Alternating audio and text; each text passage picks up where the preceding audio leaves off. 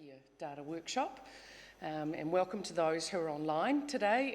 We've got a few people in our live audience, which is slightly weird, but I think we have a number of people who are zooming in, so welcome to those of you online as well. Today we're going to follow up our report release from yesterday. I hope many of you were able to attend that, because that will have given you a really good context for what we're going to be talking about today.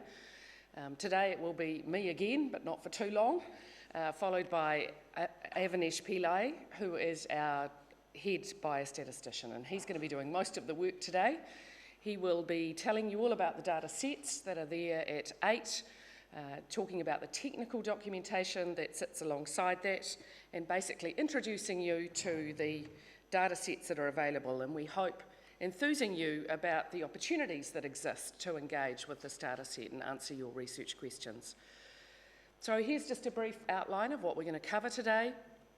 We want to talk about the study itself, because data on its own is meaningless unless you know the context, so we'll just give you a brief review of the study context, not so much from the report that hopefully you will have engaged with or seen some of the release of, but actually some of the technical details about how the study was established and what it was established to achieve, because those things are really important when we start to think about the research opportunities there are in engaging with the data set. So I'll just spend a little bit of time on that.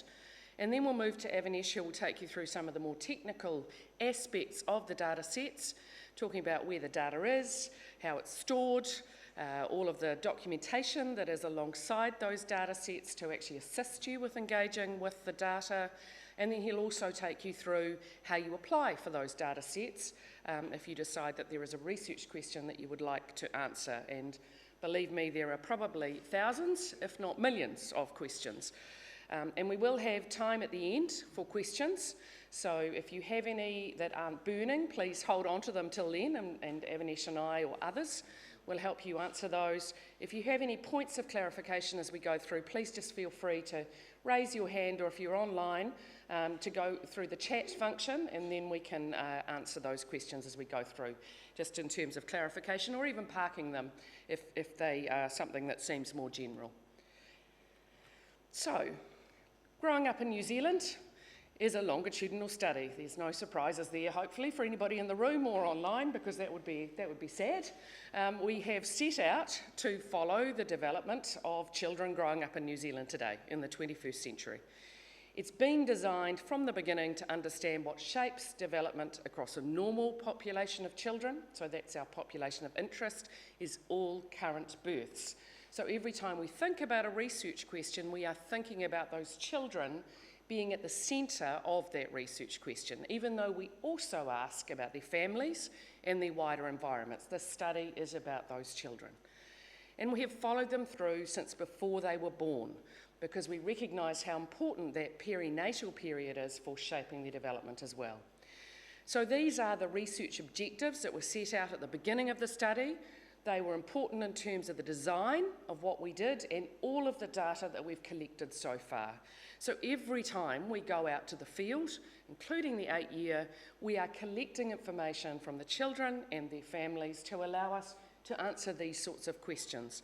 And there are more detailed questions that you'll be able to find actually at the back of the report and on our website. So each domain, so there are 6 domains of wellbeing and development that we look at for our children that I'll talk about shortly, but there are specific questions under those. But these are our 5 overarching questions, and basically whenever we're thinking about what research is appropriate for this study, these are the sorts of questions that your research question should fit underneath. So basically the thing about this is we're looking at trajectories, we're looking at change over time. This is not a study that is designed to understand prevalence at a particular point in time, although we do sometimes extrapolate from the information about how that applies to children of similar ages. But the key thing is that we're looking at what shapes wellbeing over time, what is influencing development, and importantly right now, what's influencing wellbeing.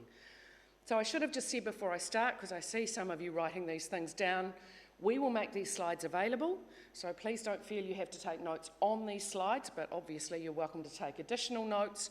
We will also make a recording of this session available so that people can go back and actually listen again if you want to.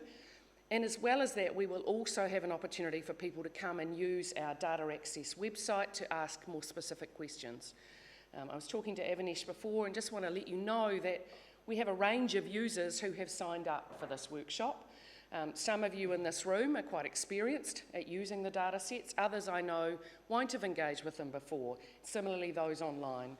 So we're going to pitch this somewhere in the middle today, and you may well want to come back and ask more questions, and that's absolutely fine. So we'll make these things available for you to help you to do that. Okay. So this is the next sort of step beyond what are we trying to achieve with this study. We set up our conceptual framework for this study back in 2006, so quite a while ago now. And we call it our double puddle model affectionately. It's kind of, I guess, a cartoon that helps us to understand all of the things that we're collecting over time. It's a double puddle because we're not just interested at one point in time, as I just said, but we're interested in change over time. And in the middle of those concentric circles or ovals, we have the children. They are the key participants in this study. So everything that we do is related to those children. And our results or our data sets are generalisable to those children at that particular age and that group of children who were born at that time in New Zealand. So if you're thinking about questions, for example, that are about their parents or their families, it's not a generalisable study for parents or for families. It's about the children. We're tracking them as the central participants in this study. It's absolutely multidisciplinary, which is one of its strengths, I think, but also its challenges. So we're collecting information across a large number of domains, and we really try and balance that out every time we go into the field to collect information about what shapes well-being, but also about well-being outcomes. And interestingly, as I'm sure you know, in a longitudinal study, an outcome at one point becomes a determinant of later outcomes. So it's not easy to define what's an exposure and what's an outcome when you're thinking over time. We're really interested, as you'll see in this figure, I hope, with all these little black arrows that sit on that figure, about the dynamic interaction of children with their environments. Not just children as passive recipients of what's going on around them, but actually thinking about how children are engaging and impacted by the things that are going on around them. So those are really important things to consider as you're thinking about measures over time. How much of this is about what's innate to the child? How much of what we're seeing is about changes in the environment that are then reflected in what is happening in the children and their families. So that's what those little arrows describe, and you can see they exist at every level, from the outside layer, which is a political layer, right into the children, and the closest circle is their family, and then we move out into the informal and formal society. So things like education fits into that formal society, for example. And there's neighbourhoods and communities in the middle. There's lots of layers to think about that these children are engaging with. Interestingly, when we started this was kind of a diagram, I guess, that was about, rather than a virtual, it was more about sort of geographical closeness or proximity for children. Now we need to also be layering in connectivity for these children at a virtual level. So some of their communities and environments may actually not be close to them physically, but they may be close to those people. So over time, this is getting more and more complex, actually, and as you engage with the data sets, we hope you will be aware of those things and start thinking about those things as well. It is what you might have heard referred to as a socio-ecological model or a social determinants model. We think about well-being of children in terms of those broader determinants, sometimes called a systems approach to thinking about well-being. So it's not just about risk factors and outcomes, it's trying to understand what is shaping pathways or journeys of these children over time. I guess what's exciting about the 8-year that you're going to hear about today is it's an opportunity to hear from the children directly. And that's one of the things that's exciting about this study. Because obviously in the first few years, we are reliant on the parents to tell us about what's going on for their children, what's going on in their environments, and so on. But at 8, the children were able to speak for themselves. So not necessarily with all of the information, it's a beginning, not the end, but it's still really important. So we actually have a child voice now at 8, which is wonderful, but also adds complexity when you start thinking about the sort of broad, or the breadth of the data that is available at 8, and we'll talk about that a wee bit more as we run through. Perhaps one of the other things that I just want to highlight about this set of data, this set of information that we get from the children and the families, is that it's not just about looking at what goes wrong. This sort of information that we collect is also trying to understand what is working for these families. And again, that direct voice, that direct contact allows us to look at those things. So strengths-based approaches, an approach that can consider, for example, Te Ao Māori lens, which is a really important issue in New Zealand when we think about some of the statistics that are available for our well-being of children. So this study offers a chance with a smaller group than the whole population, but nevertheless a group that is broadly generalisable, to start to explore some of these things in depth that we can't do with routine statistics. So that's something to keep in mind in terms of questions that might be valuable to ask. So just a really quick summary of what the cohort looked like when we started. Some of you will know this well, but let me just give you a quick overview. 6,853 children at recruitment. That was a potential cohort. They were recruited via their pregnant mums, so in pregnancy. Towards the end of pregnancy, we aimed for around about 28 weeks, but some came earlier, some later. Some births were earlier than intended, so there are a few hundred who actually we interviewed postnatally because those babies were born before we could get to the mums. So you need to be aware of that. There's a variable that will tell you that if you go right back to the perinatal data set. Quite important to understand, and a slightly reduced set of questions that we asked of those mums. The idea of going in pregnancy was to avoid recall bias once the child was actually born. So for those few hundred who actually had their interviews after their baby was born, because they came earlier than expected usually, or because we couldn't reach mum before, you need to be aware that they won't have that complete data because of those issues with quality and completeness. We also recruited the partners, and that was quite novel in a study like this. So we recruited the dads mostly, or the partners of the mums in pregnancy. And we did that because they were likely to be influencing the children's well-being as well. It was about the social environment that those children were exposed to, or likely to be exposed to once they were born. Most of those dads, and not every mum, gave us a contact for a partner or a dad, but most of those partners, I should say, told us they were the biological dad. Now, we didn't question that, okay? So 99% said they were the biological dad, so let's hope that's the case. But that's how we started. That's not necessarily how we've continued. And we'll talk about that a bit more, and I'm sure Avinash will go into that as well. The children themselves, we didn't actually know about when we recruited the mums and dads. The children weren't a cohort until around about the 9-month data collection wave. They were just a virtual group of births. Lots of things can happen in late pregnancy in that first neonatal period, up to 1 month or even beyond. And there were some children, unfortunately, and parents who had adverse events that meant that they did not continue in the study. So it wasn't until 9 months that we actually had the children as the key participants in this study. And that's something that sometimes catches people out when they're looking at the data sets. Really, the children and the ability to track trajectories starts at that point, and the information we have about their parents in the perinatal period gives us that context, but it's not a study of those parents. And actually, really importantly, the children don't change over time, but the parents can. So just watch out for that if you're using the data, and Avinash will tell you about how we work that out. Obviously, they have different ID numbers, which is great. They also have a family code, which will help to link them up, but they may not be the same mum and dad over time, but it will be the same children. So just watch out for that sort of process as well. As I said earlier, one of the things, again, that is really important about the study is that we have a diversity of children on board. So before they were born, we asked their mums and their dads about what they thought, I guess, their children would think about their ethnicity. So we asked them to tell us how they thought their children would identify themselves as they grew up. And what we started with is that 1 in 4 of the mums told us that they thought their children would identify as Māori, 1 in 5 as Pacific, 1 in 6 as Asian. And around about half said they thought they would have more than one ethnic group. So this is the mums. So this is before the children were born. We asked the dads, they don't always agree. So if you're looking at that data and you're looking for a variable that tells you about that, don't expect that those are the same, because mums and dads didn't always agree about that. And now that we've asked the children at 8, they don't agree either.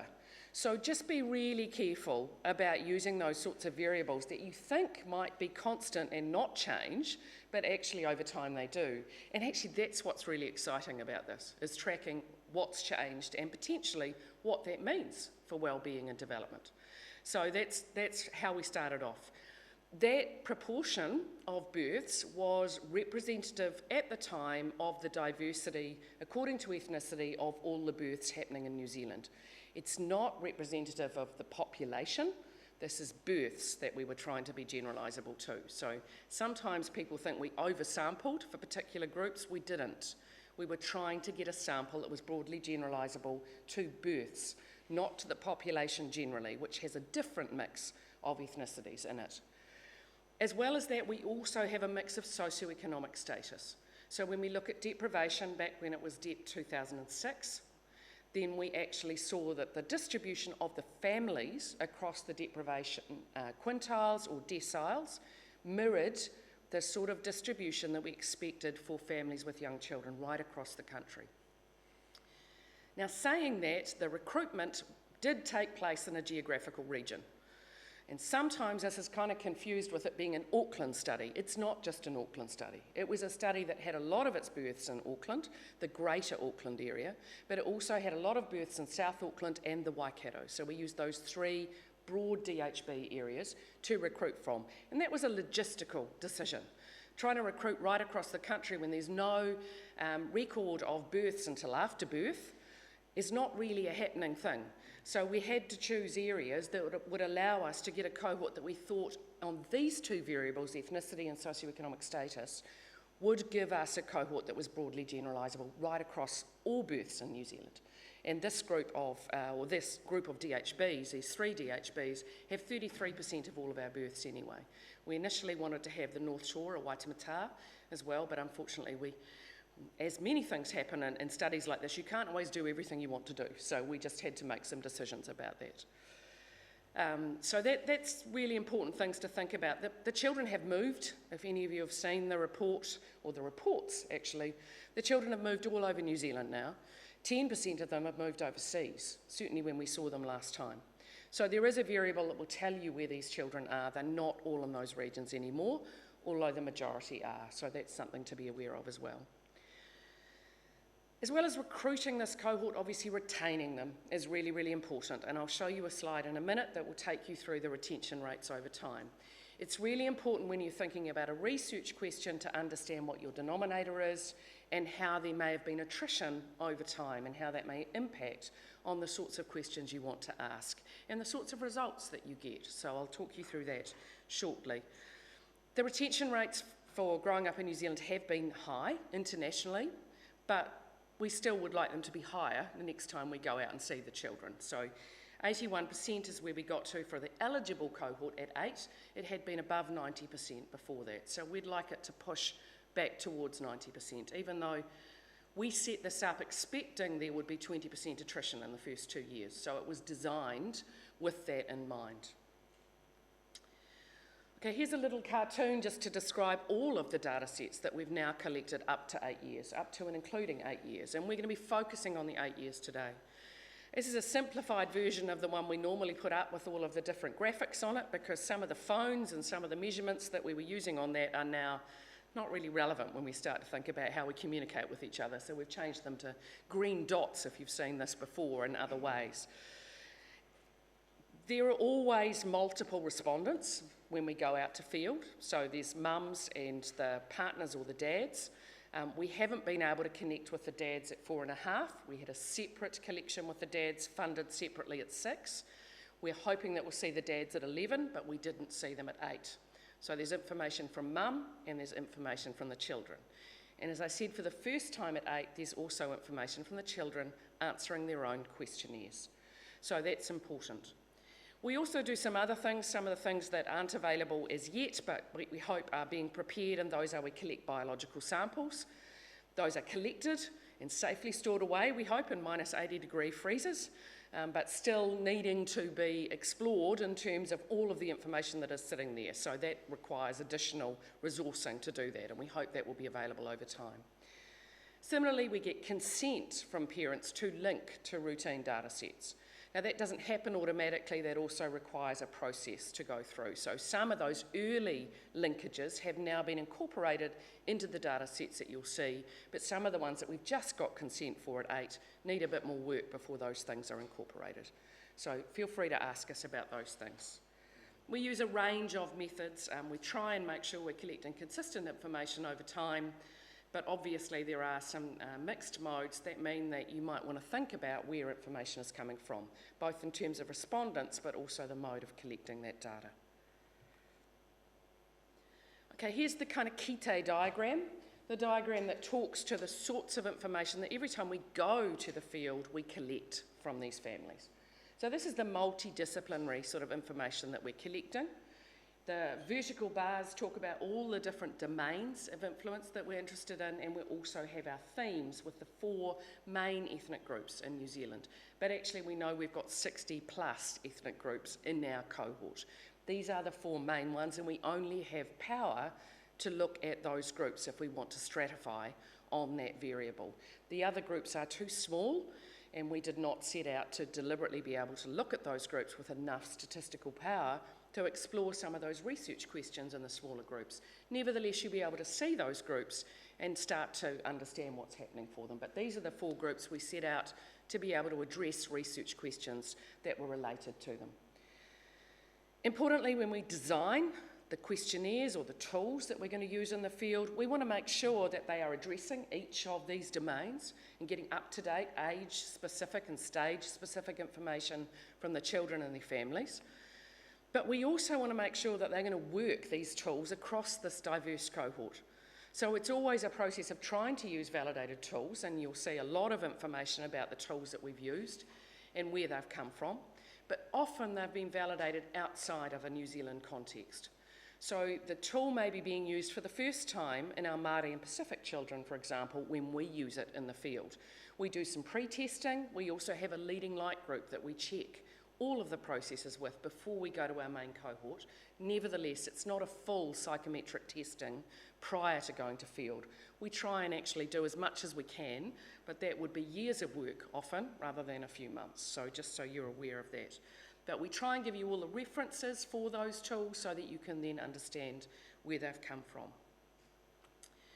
And every time we think about what we measure, this is kind of a little cartoon again, just to take you through some of the decisions, because it takes us about 18 months or so to go from thinking about what do we want to achieve the next time we go to field. So we're thinking about 11 to 12 years at the moment, for example.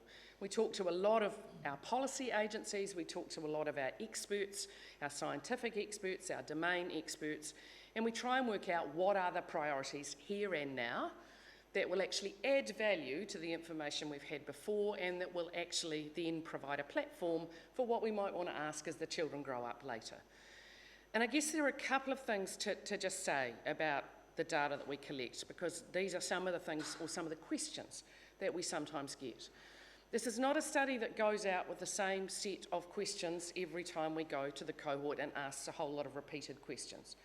Every time we are looking at the questions to ask, we are thinking about the age-specific questions. And when you're thinking about children growing up, you have to use different tools at 2 than you used at 6 or at 8.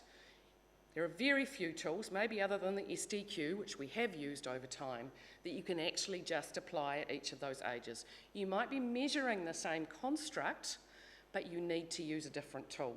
So you will need to think about that comparability over time. It's not just a set of repeated measures. Similarly, when we're asking mostly about the children, but also their environments, we don't just repeat all the socio-demographic measures that we might want to ask of their parents, because sometimes there hasn't been enough change across the population to warrant having 5 or 10 minutes to ask the parents about their education status every single time. For example, we asked antenatally, we might have asked again at 4.5, and we might have asked again at 8 But we didn't ask at 2 and we didn't ask at 6 because the degree of change in that population of families is not enough to add 5 minutes of questions about that. So don't expect that you will see the same questions appearing every time, and there is a rationale for it, even though it might seem slightly weird. So if you're not sure, come back to us and ask. But this sort of diagram hopefully tries to explain how we make those decisions and how it has informed the data sets that you'll be able to access. Okay, hopefully that makes sense. So, let's get into the 8 year, because that's kind of what we're here for. That's the broad context. Every time we think about any of the data sets, it's important to understand how this fits into the longitudinal context. You've seen on the cartoon the little green dots that tried to explain what these were. This was a hybrid data collection wave. We had a mother and a child proxy questionnaire, so we asked the mums, and they're not all biological mums at this stage. There's a whole flow chart that sits behind who is mum.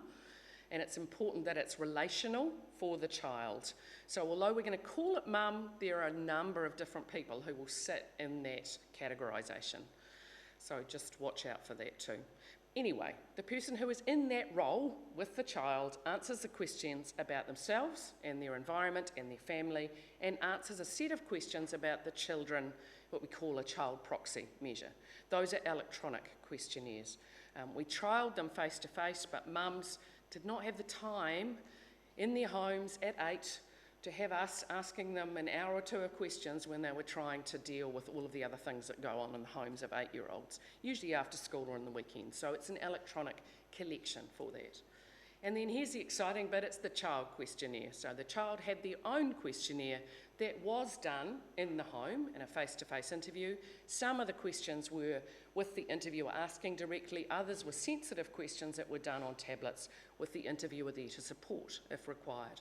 So that was exciting. We also had a mother-child interactive task, not for the first time. That's audio recording. Those things are still being worked through in terms of processing. There's a lot of information, as you can imagine, with around 5,000 or 6,000 of those audio recordings. So that's still being worked up. That was part of the deal as well. The measurements I've talked about, and importantly, the child time use diary, a wonderful paper booklet that we left behind after the interview for the children to fill in what they did on 2 typical days, 1 weekday, 1 weekend day. We also gave them little monitors to go out and tell us what the environment was like, so the temperature and humidity of their schools and their homes. That is a huge piece of information that has yet to be completely mined. And if anybody sitting here or online would love to come and help us mine that information, we would love to have you. It's a wealth of information that needs someone to actually just come and help us extract all of that. So far, we've just got 1 or 2 pieces out of that that have been used, but there's a lot more that could be done with that. Huge amount of information in that. So the field collection itself started in June 2017 and actually ran for a little bit longer than we normally do. It went through until the beginning of 2019. It was a 2-phased approach, and that was really about logistics and planning and sort of our ability to go out to field. So I really just put this slide up to summarise the fact that there were kind of 2 phases of data collection. And this is actually talked about in the report, so you can see a bit more detail about this. The reason I put it up now is because the age of the child is quite, there's quite a range of ages of the children in this data collection wave, and that's different to the earlier data collection waves where we've had a very tight window of age around the children. Now that's not so important in middle childhood as it would have been at 2 or at 4.5, but it might be important for some of your analyses. So we give age in months, and in some cases in our report, for example, or some of the research you might want to do, you might need to adjust for age if you're concerned that some of the outcomes you're looking at, for example, may be changed between someone who is at the end of being 7 versus being nearly 10. So it's quite a range, although the median is still around 8.5. So just to be aware of that as you look at the data sets. And so just finally on the retention, you'll see if you look at the documentation that we provide, a lot of information about retention. I know this is too hard to see. It is in the report. It's also in the documentation that Avinash is going to take you through. But this is an important diagram. It's important to look at when you're thinking about your analyses and what you are going to do and what you can do and what denominators you might have, which is a common question we often get. And I guess Avinash is probably going to talk about this a lot, but in terms of denominators, there's not one for every data collection wave. It will depend on your research question. So we can't provide one denominator for you, but we can tell you how many people completed each component of the data collection wave, and that's what this summarises. And in the report and in the technical documentation, we certainly go into this in a lot more detail for those who completed the components of the 8-year. So 81% of the eligible cohort overall took part in the data collection wave, but when you break that down into the different components, there'll be more or less completeness for some of those children, and that is documented along with some of the socio-demographics so that you can understand potentially some of the bias that might be there in terms of attrition. So have a good look at that. If you want to ask more questions, please do. So that's kind of what I wanted to say for a beginning. Hopefully that's given you a context, and I'm going to hand over to Avinash, who's going to take you into the more technical details of the data sets. Thanks, Avinash. Right, well, hello everybody. Thanks, Susan, for that wonderful context about the study. So I'm going to probably spend just about half an hour taking you through what data sets we have available, what they look like, things you should be worried about, things you should be thinking about if you are thinking of putting in an application for data access. It's important that you just keep in mind all the things that Susan has just provided context on. All of these things are available on our website in the form of our initial publications, so our cohort and retention papers, and all the Now We Are reports, which is all on our website. So there's a lot of information on our website. I'm going to do my best to summarize it. Hopefully it's thought-provoking, and you'll have some questions for us at the end.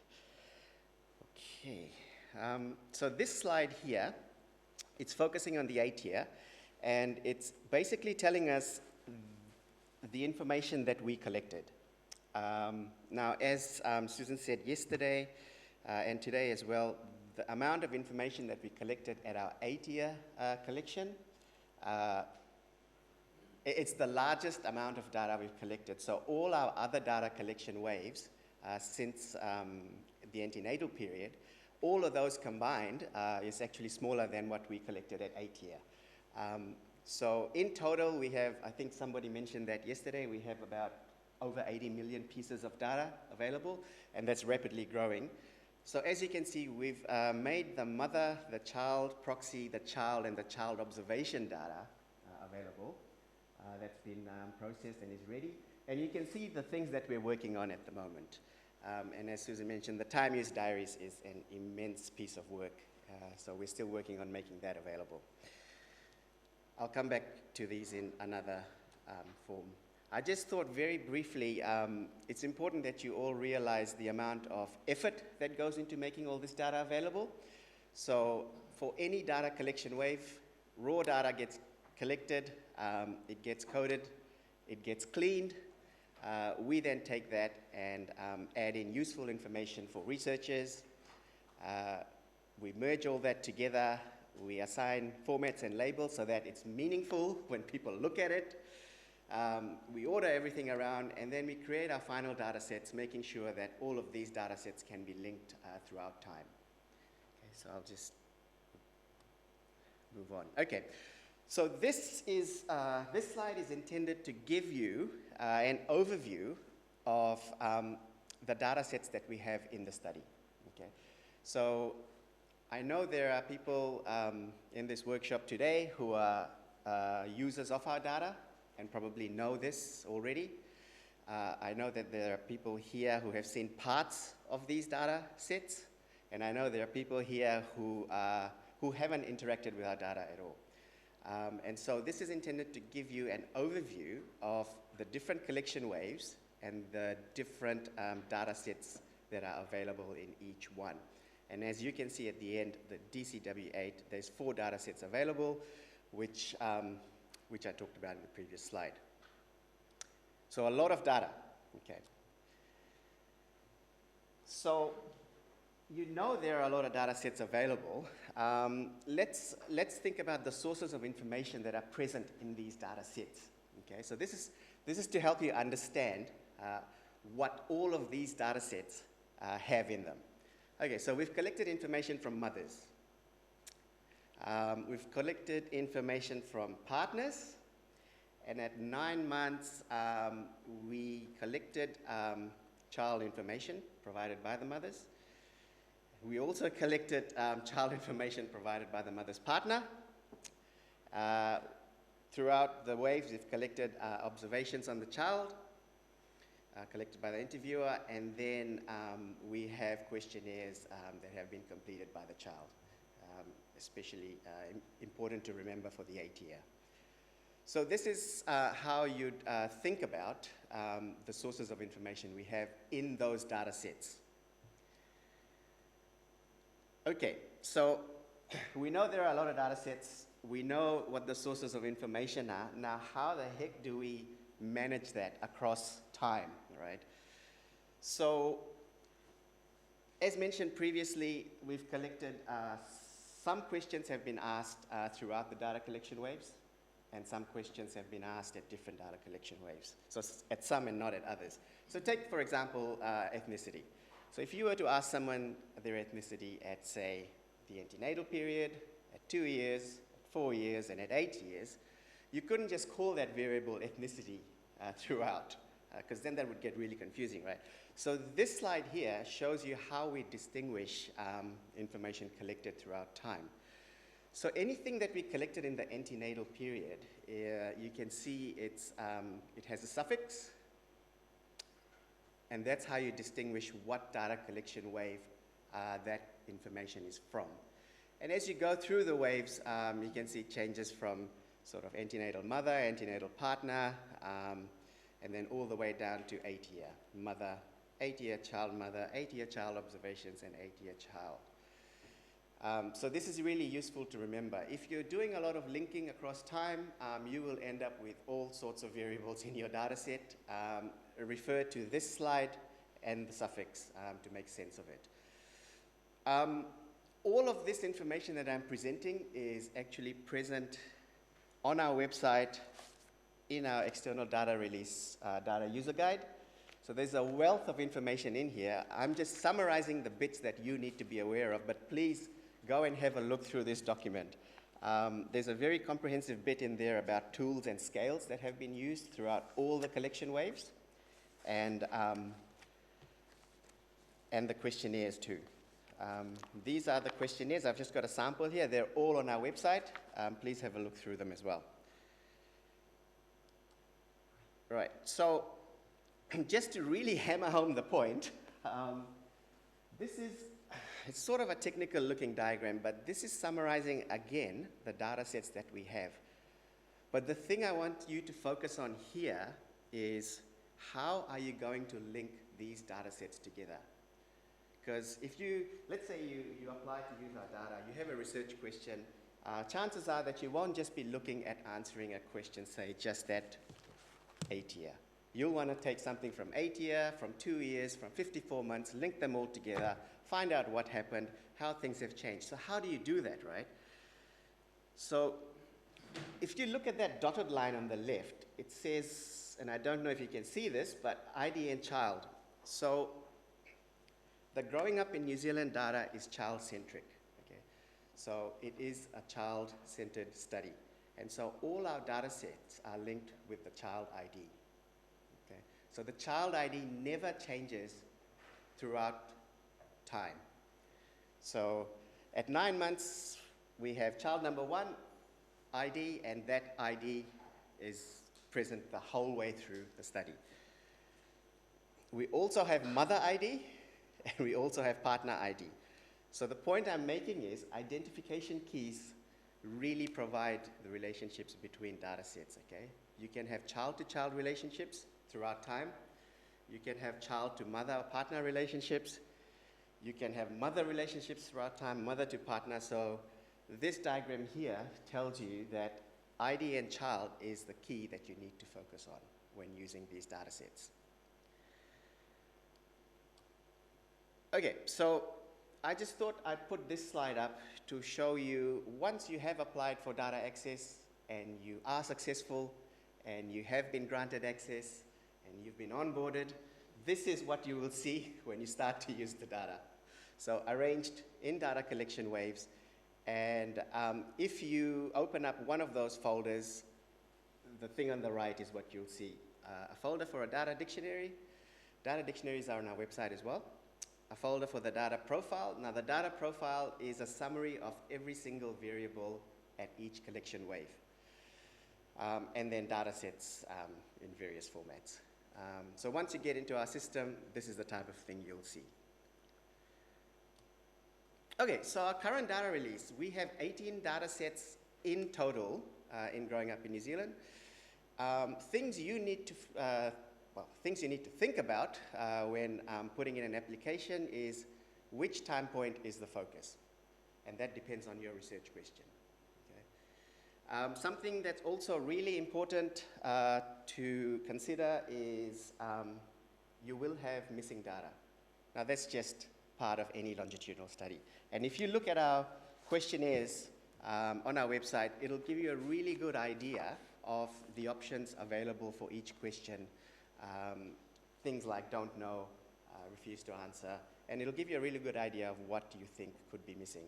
Okay, so missing data exists at one point in time at each collection wave, and it exists across collection waves as well. So just some things to think about. Carrying on, your application, as I said, you will need to combine data sets, so linking data sets is crucial. Questions that arise from that. I've been using this data for a few years, and I still have trouble linking things together and making sense of it first time round. So it's easy to get different denominators when you do some linking. Question you need to ask yourself is, do I have the correct denominator? And again, that depends on what your research question is, right? Calculating summaries, be aware of things such as, refuse to answer, 98, 99. So things that could get you in a little bit of trouble.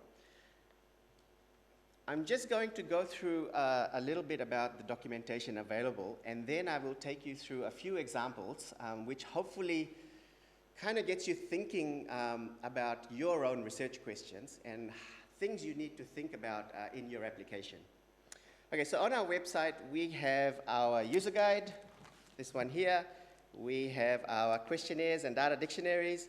And on there, and I don't have it here with me, is our data access forms. So very important to have a look through that and make yourself familiar with the things you need to fill out. Now, as you're doing this, if you do have any questions or just need some clarification, that's the email address to send your queries to. Okay, so just what I've shown you previously, really important, again, I stress to look at our data user guide. It has some really useful information in there. And there's some very useful information about the ATIA, the structure and content of the data sets, the things I've just shown, and it has some important information on how you link across data sets. Okay, our data dictionaries. So if you look at our questionnaires, our data dictionary mimics the questionnaires very closely. Okay, so it tells you what research domain that question is from. It tells you the number, the question number corresponding to this. It tells you if there's any formats applied to it. It tells you the type of variable it is, any notes that you should be aware of. And for our ATIA data, there's a column in there that tells you the number missing and the percentage missing for each question in the ATIA. So for all 4 ATIA data sets that are available, every single variable has that information available for it. So please have a look. This is what it looks like, free for everyone to see on our website. The last 2 columns was what I was just talking about, the missing, very useful. Okay, so I'm just going to spend maybe 5 minutes just going through some examples with you. Okay, so the theme so I've got, actually have 4 examples to go through. The theme that these examples follow is, what is your research question? That's the first thing, right? The second thing you need to think about is, what data do you need to answer your research question, right? Is it at a point in time, or is it across waves? Once you've defined that, how will you link these data sets, all right? And then reminding you again that the child is the focus of the study. So ID and child is the primary linking key. Okay, let's have a look at some examples. Now, you've all seen our Now We Are 8 report. It's on our website. Have a look through it. If you don't do anything else, just have a look at that page. Okay, that's a nice summary. But there's lots of useful information in there. And as Susan said yesterday, this is just the beginning. There's lots of research questions that'll flow on from here. But I thought I would just focus on 2 things on this page. The first one is the number of children who've lived in a damp or moldy home. And the second one is the number of children who are allowed to cross the road alone. And I'll show you how we've gotten these numbers. Okay? And then I have a third example, which I'll get to and tell you why it's a complicated example. Okay, let's talk about the number of children allowed to cross the street alone. So that's the research question, right? That's what you want to find out. All right, great. You've defined your question. What's your data source? All right, I'm going to use the ATIA mother data. Okay, great. You've navigated to that folder, which I showed you before. You've gone to the ATIA data. You've opened it up. Now, what variable do I need? All right, I'm going to go to my data dictionary and my questionnaire and look up this variable, okay? It's called SF29. And how do I know where it's from? Well, it's got Y8M at the end of it, right? So it's ATIA mother, okay? And the question is the child allowed to cross the street alone? And the answer is, okay, all those who said yes to that question, great. Now, how do I turn that into a percentage? The bottom bit is the total number who answered that question. But hey, hang on, there's some who preferred not to say, and there's some that are missing, so I can't include those, okay? So I've done that. And now I've gotten, what was the answer? 41%. So if you do this, you will get 41%, which is the percentage of children allowed to cross the street alone, okay? Very easy example. Let's get on to a slightly more complicated one. The number of children living in a damp or moldy home, that's my research question, and I want to answer that using the ATIA data. Okay, great. Data source, ATIA mother data again. What's my variable? Okay, I have no idea, okay? I've got to go to the data dictionary, I've got to go to the questionnaire, and I've got to find this variable, all right? So this is what you'll do for your applications. I found it, it's DP43, and the question is, does your accommodation have any problems with the following: dampness or mold? Great, let's summarize that. So the answer again is all those who had a problem, yes, over the total number who responded to that question, all right? Again, we need to exclude the don't knows and missings, okay? And this is something that's really important throughout all waves, because it is a longitudinal study and we can't always get 100% response rate from everyone all the time. Great, easy. Okay, let's focus on this example. Example number 3. So this example isn't on this page. It is actually on page 137. And now I've picked this example because residential mobility was talked about quite a lot yesterday during our launch. There were some questions related to it. And there's a lot happening in this table, right? But let's say this is the sort of thing you want to produce for your research question. So I'll just maybe, if you look across the top, you've got 0 to 5. That's the number of residential moves by each, I guess, mother. And it's split by gender, it's split by child ethnicity, mother age group, and mother education. Okay, so it looks simple at first glance, but let's break it down. Okay, my research question: what does residential mobility? I forgot the words look like. What does residential mobility look like between birth and 8 years of age? So across time, okay? So let's define it. So what is residential mobility? This is something you'll have to do for your research question. It's the number of times the children's family have moved into another house since the last interview. Okay, so it's been asked at many waves. So at 8 year, it's the number of moves since the last time that question was asked. How do I know when this was asked? Okay, I need to define my data sources. So I need my 9-month data, first time it was asked. I need the 2-year data, the 54-month data, the 72-month data, and the 8-year data. These are the times that we asked that question, okay?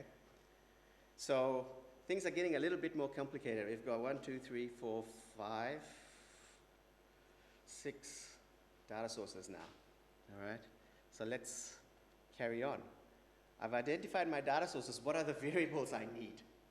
And they'll all be different because they're all from different data sources, okay? So the naming convention is the same. It's NE. So we've got 19, but we've got it from the 9-month data.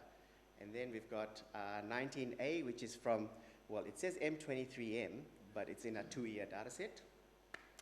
We've got NE30 from 54 months, NE32 from the 72-month data, and NE30 from 8-year data, all right? Okay, so we've selected the data sets, but we also need to select the child gender, the child ethnicity, the mother's age group, and education information. I haven't put it in here, but which time point are you going to select these things from? Okay. They've been asked at multiple times. Something that you'll have to decide for your research question. Merge these data sets. I'm saying use mother ID.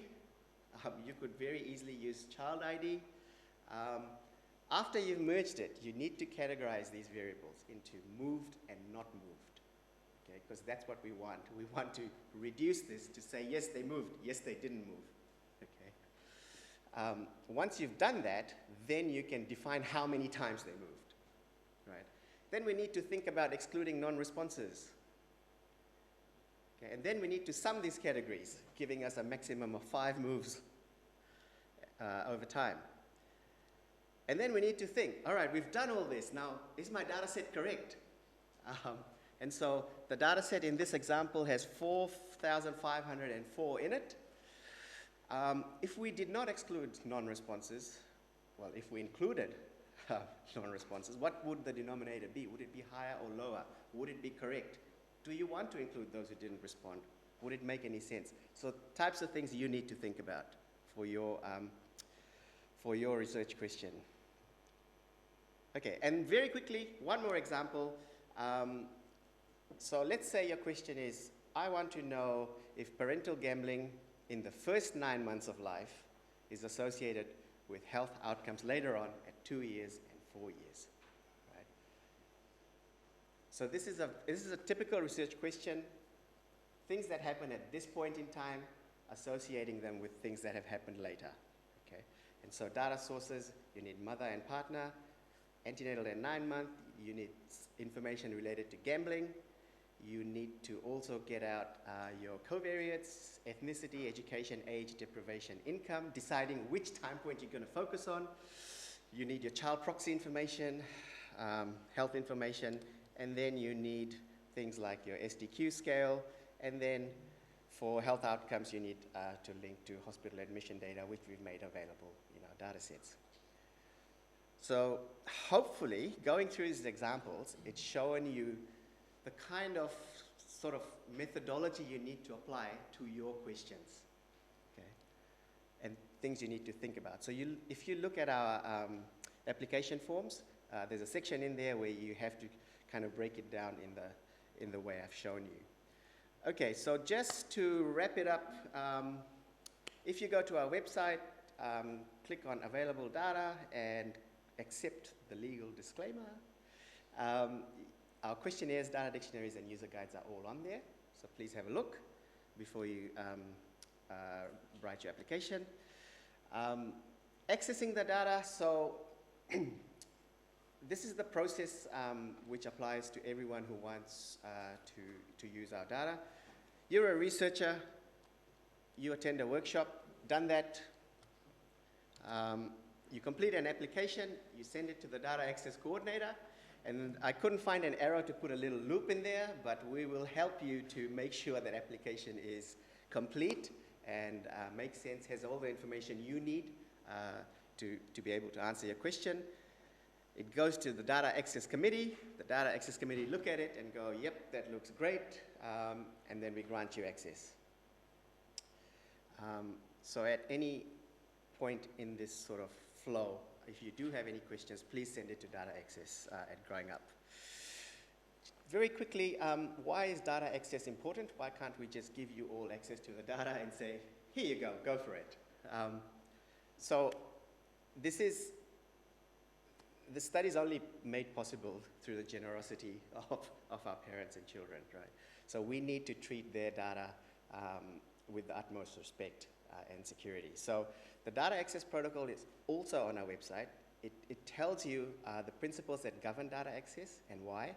It tells you about the application process, and most importantly, it's about safeguarding the privacy of our participants, okay? So we can't just give access to anyone who wants it. We have to ensure it's done in a safe way, because that will ensure the sustainability of the project. That last bullet point, authorship and publications, please have a look at the data access protocol. It's actually really useful to know about. And to finish off, again, I'd just like to emphasize how indebted we are to the children and their families for the data they've provided us. Thank you. Oh, questions? No? Nobody? Okay, I'll start it off. Okay, go for it, yes. So, and when you had the, I think it was the housing mobility question, one of the variables at one time point was called NE19, and at a different time point it was called NE30. Yes, yes. Why that would have changed? Oh, that's actually a good question. Sorry, let me see. It's this one here? Just repeat the questions. Okay, yep. Okay, so the question was, for residential mobility, we have variables at 9 months that's called NE19, and at 8 year it's called NE30.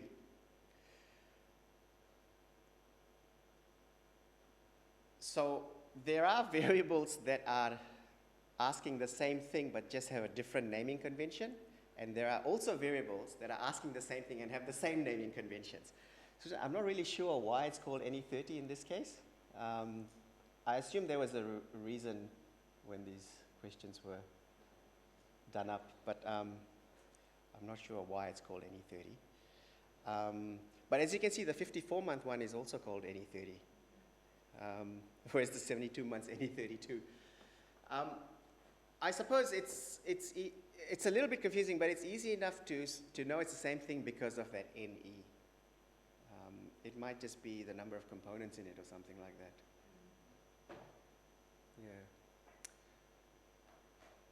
Yeah. Sorry, if I could. There was another question? No. Yeah, we have one online here. Okay. The question was, will this live stream be recorded and can it be rewatched? Yes. So, Sorry. sorry, I thought that would get. So the question is, will this live stream be recorded and can it be rewatched? Yes, it will be. I've preempted some of the questions for you by having this slide up here. These are frequently asked questions, and I've only put 3 in there because I couldn't put 5 slides of questions. But these are the kinds of things I frequently get asked about. Linking data sets. So how do I merge data sets from different data collection waves? Okay? And all the various components that are associated with it. Deriving variables. So another really common one is I need to combine 2 variables that are have multi-response options. How do I do that? A really good example is ethnicity, as Susan mentioned before. We have ethnicity recorded from the mum, at many time points, and from the child as well. And so how do we use that to combine the type of ethnicity that you want for your question, or residential mobility as well? And The last question I get asked a lot, and it's probably the hardest to answer, is my data set correct? Probably, but it depends. It depends on your research question. So again, if you look at my examples and the kind of things that I just highlighted in there, that'll determine if you get to the correct data set or not, which is really, is the denominator for my data set correct? There was one other question, and it was about, can I ask what the range of time is around the time points? 9 months, does that mean that the data were assessed exactly at 9 months? Yes. Yeah. So the question was, what's the range of time around the different data collection points, I think, is that right? The different data collection waves. So at 9 months, we had an ideal window of 9 months exactly in weeks plus or minus 2 weeks either side. And actually 90% or more of the data was collected within that ideal window. So that's how we designed it. At 2, it was extended to about a month either side of exactly 24 months, so 23 to 25 was the window. And again, 90% around, if not more, were collected from the children in that particular time point. Sometimes it's not possible to do that, but that's what we aim for. 4.5, similarly, I think was a month or 2 either side. We give month or weeks in measurement so that you can actually see the age of the child. It's part of the data set, and it is a really important variable. Because while we talked about it at 8, having a wide range, a wider range than we've ever had before, it is actually still something, even in that first year of life, where a month can make a big difference. And there will be some outliers, some children who either had an early or a late interview, usually for very good reasons. But mostly we've tried to have an ideal window for going to field and collecting that information. And that window changes according to the age of the children. So if you're not sure, look at the variable in the data set and then come back to it. Yeah. Yeah. So every data dictionary has a breakdown at each collection wave of the median age of the child in there, which should give you a really good idea of the window around that time point.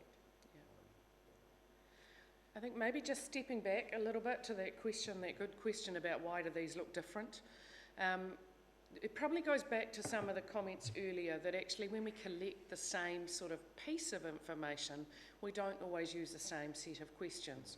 And over time, particularly with something like mobility, which has been much greater than we had ever anticipated, we've added additional questions in over time so that we can actually collect more information to understand what's happening.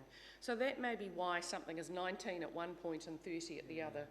But again, you need to go back to the questionnaires, you need to have a look and actually find out what those questions are. That prefix will always refer to that same construct, which is good, but then you will have to refer that to the questionnaire. Perhaps one thing just to add to that, Avanesh, is that the questionnaires are all available, as Avanesh has said. Please go and look at them. There is not a one-to-one match between a question in a questionnaire and a variable in a data set. Sometimes we have to ask a set of questions in the field that we then derive into one variable. So don't expect that there's necessarily a one-to-one relationship. That's particularly the case when we look at something really complicated like income. We have to do a lot of work behind the scenes to derive that variable for you so that as users you can come in and use that information without having to go through sometimes months of work to get that information out, because we have asked 9 or 10 questions sometimes in order to derive one variable that can be used in your research. So just be aware of that. And sometimes some of those things will be behind slightly different numbering or slightly different processes that mean that while you can see where they are in the questionnaire, you may not see exactly the same naming in terms of the full variable name. Nevertheless, those rules that Avanesh showed you will apply throughout. They are consistently applied throughout every data collection wave. So hopefully that helps a bit. Yeah, it does. Thanks, Susan. Yeah. So if you look in our data dictionaries, there's a notes column in there, and that notes column will tell you variables that have been collapsed to create a meaningful and useful variable, such as income. So very useful, the notes column. Yeah. You mentioned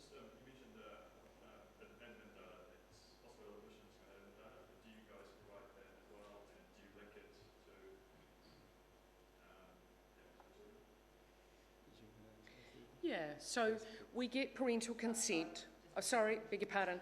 So just a question about linking to hospital admission data and admin data and how we provide that for users. I think that was, yep, okay. So we, as I showed you on that earlier cartoon, we asked for parental consent first of all to link to those routine data sets, and we've done a lot of that linkage in the early years to hospital admission data. What we then do with that is create derived variables from that linkage, which we then have technical documentation that sits alongside. So there's a lot of work that goes on to prepare those variables, and then we add them to the external data set so that you can use those, again, a bit like income, in a way that has actually done all the work for you, if you like. So we don't have the capacity to just provide all of that routine data directly to you because of our relationship with the providers of that data, particularly the health data. So we do that work behind the scenes and then make those data sets available and linked in to the external data sets so you can access that information. And those things are set out in the data dictionaries and the data user guides. So you can see those pieces of work and a summary of those and the technical documentation that sits behind that will allow you to use it, and the derived variables that have been added to the data sets to help you with that. But this is where it does get quite complicated because it obviously adds in another set of data. Other than the perinatal data, which is pretty much how we created that data set, it's virtually all linked data around about the time of birth. But if you're not quite sure, that's a good time to maybe ask us a question and we can help you with that. So, and we're augmenting that all the time. It's an ongoing piece of work. Yeah, so page 60 and 61 in the user guide tells you the process that Susan's just outlined and what's available for the linked data. Yeah. Yep. Someone wanted to get involved with how you mentioned like helping sort out user data. How would one go about getting involved in that? So the question was, if somebody wants to help us sort the data, how would you get involved? Just come and say hi. We're always open to working with people. Often, a lot of the work that is done in this space is done by some PhD students, master's students, postdocs, who want to come and be involved in this. And actually that's a really valuable thing to do because it really helps all of our users to actually have these data sets that take a lot of time and energy and resource to actually develop so that people can then use it. We're always open to those sort of suggestions, and we hope along the way that also gives those people who are doing that the opportunity to then really know the data well and ask some really important research questions and get some valuable pieces of research out of it for themselves, and also then enhance the data sets so that for everybody it becomes a really enhanced set of data and a really valuable resource that's where the technical documents come in and the derived variables often, that's how those are created. But they can be quite big pieces of work, but and do require someone who's kind of passionate about that sort of thing because it can take quite a while. Some of these are theses. They need a PhD student to come and actually just spend time, and the Time Use Diary is an excellent example of that. There's so much there, and really would love someone who's passionate about that, about what children do in their everyday lives, who want to come along and sort of help us with that, get some valuable research out of it for themselves, but also turn it into valuable information that everybody will then have access to. So, yeah, come and say hi. Or send your friends. So if there are any follow-up questions from this workshop, or if you just need any clarification about it, you can either just email me or at the data access email, dataaccess@growingup, and we're more than happy to help with your applications. Yeah. All right, no more questions online. Thank you everybody for coming along today. Thanks for your interest. Thanks to those online. As Avinash has said, thank you to Avinash actually, and to the whole team really who have been involved in this process. It is a big job to get to this point, but we're really excited about the opportunities to engage with the data sets and do all those wonderful pieces of research that we would love to do ourselves sometimes, but just don't have the time to do. So please come along and get your hands dirty and get your hands on the data sets and answer some of these questions because ultimately that's how we start to get the research out there, get to understand how we can improve outcomes for all of our children and families, and that's really what we want to do with this data. So, yeah, get in touch if you have any other questions, and just thanks so much for being online and for coming today. Hopefully that's helped you with understanding the data sets a little bit more. And yeah, do Yes, you want to? yes. Just thank you again, as I said, to everyone online and here. You will be getting a very short evaluation form very shortly. So please, if you could just fill that in and return that back to us, we can figure out how to make this better Exactly. and how many more to do. Yeah. Thank you. Thanks Okay. so much. Okay.